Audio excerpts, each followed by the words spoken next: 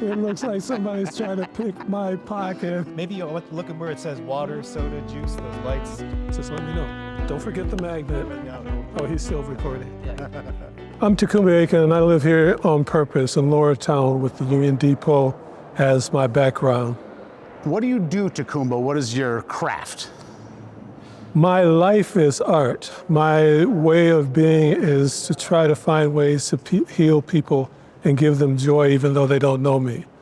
So I'm just a potpourri of arts. I've never used that before. But I have things everywhere.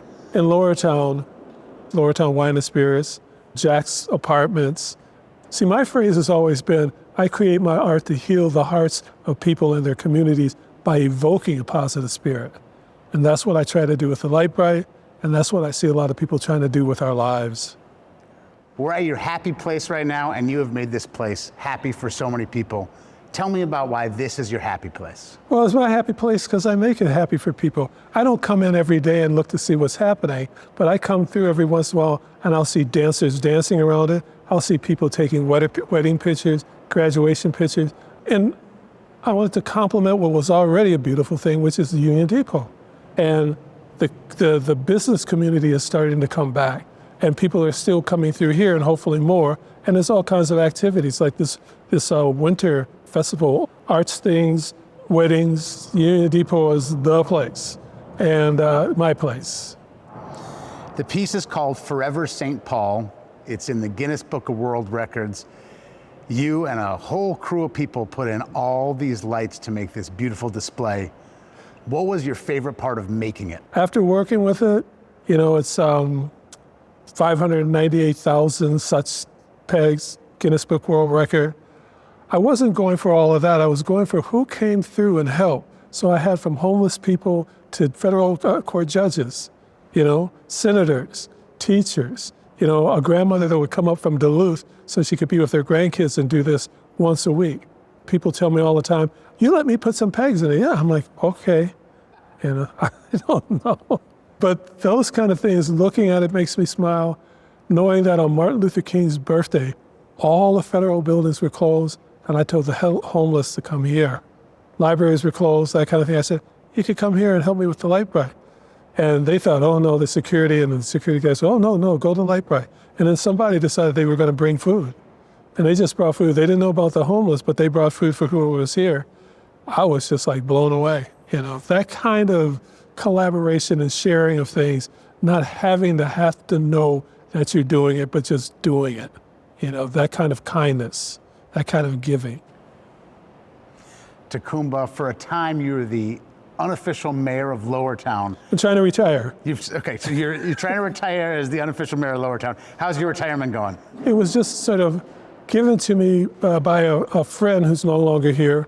A lady was asking, where could she get this and where could she do that? And people were walking by because they're just working on it. I don't know. Finally I said, excuse me, you can go here to do that, you can go here to do that. He says, who do you think you are? I'm like, I was just, as somebody from across the street said, he's the mayor of Lowertown, lady. And she said, the mayor of Lowertown, and then somebody stopped and said, yeah, that's Ta-coumba, he's the mayor of Lowertown. And I didn't want to sway that because it sounded really good. It made her like be, oh, I'm sorry. Like, okay, go on. But then I became the mayor of Lowertown. I kept on saying it. And then Chris Coleman, came over to the Black Dog for lunch, and I was sitting there and all that, and all these dignitaries and ties and stuff came in, and I'm looking at him and he says, oh, Ta-coumba. And the guy said, that's Ta-coumba? And I'm like, oh, what's this? Somebody said, yeah, that's Ta-coumba. Why? He says, isn't he the mayor of Lowertown? And they're like, yeah. He says, well, we're mayors from all over the country.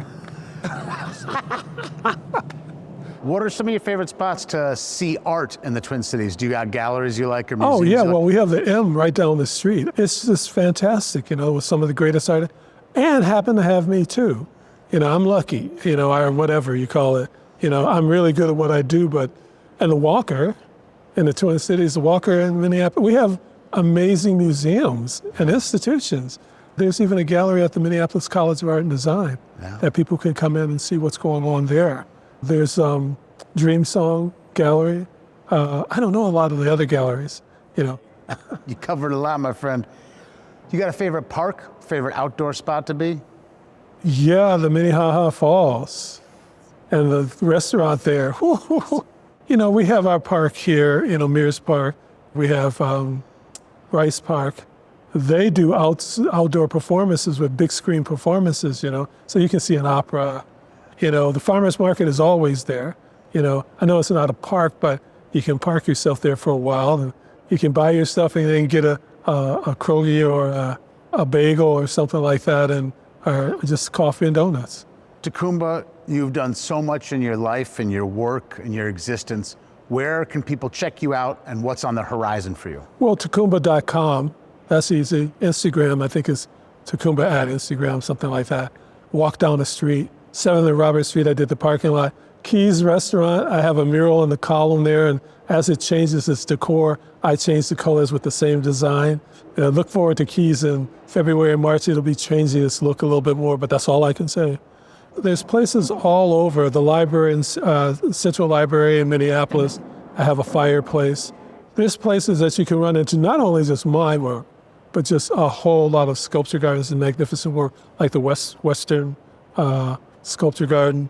And it's just an amazing amount of talented people that I hope don't get driven out of here. Right here in the Union Depot, if you walk down this hall, there's all kinds of murals of public art, none of which I was chosen for, by the way, but I got here anyway.